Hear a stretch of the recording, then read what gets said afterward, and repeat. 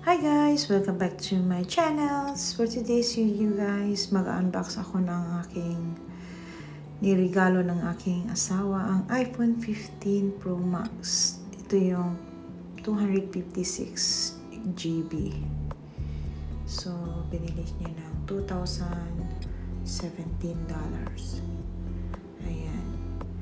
Sige, buksan na natin. Nakasil pa yan siya guys. Kasi sa online binili, sa Apple Store niya binili.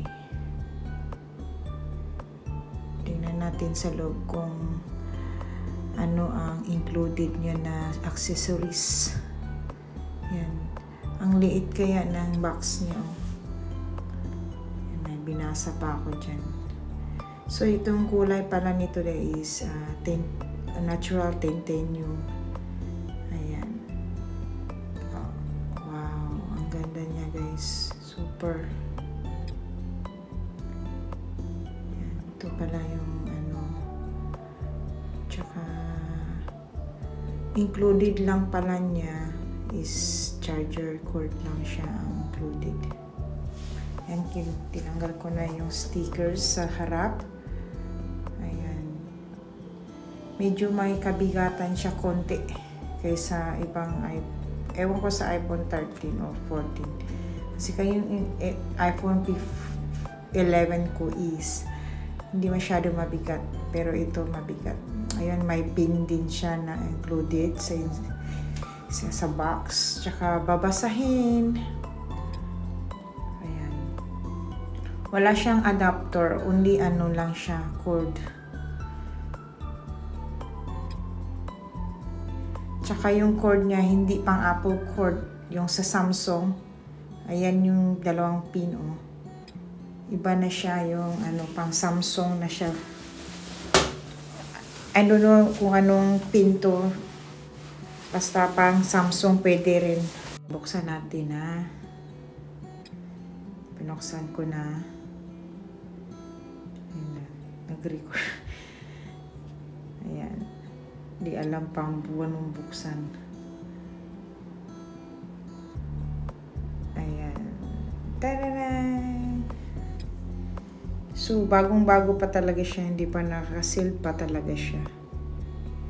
So, I'm so excited to use na siya. Kasi, 5 years din yung iPhone 11 ko. Bago ko niregaluhan ulit ng asawa ko itong Valentine's Day lang.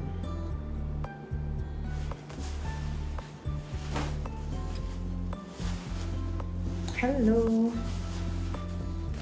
Daming language na hello ah.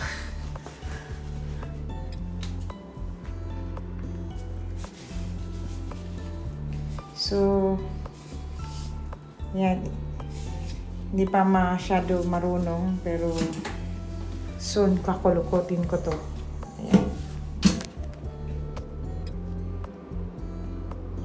So, nag-search ako ng English, region, Singapore, nilagay ko. Ayan.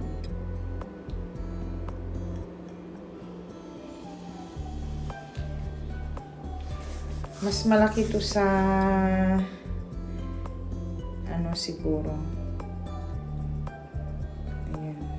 Touch na siya, mag-connect ng Wi-Fi. So, saka ko na buksan, hindi pa ako marunong mag-setup. Ayan, may nilibring tawag nito, casing. Galing Apple din, guys. Ayan, worth of $75. So, tingnan natin kung maganda. Ayan, maganda din siya. May Apple logo sa labas sa tingin-tingin kung pa meron pa. Ayan siya. Oh. Cute, maganda, blue ang kulay. Ayan. So, set up ko na to guys. So, ayan lang. Thank you for watching. Thank you. Sana magustuhan niyo yung pag-unboxing ko ng aking new phone. Ayan, fit na fit sa casing. Maganda ang casing na to. Bye-bye!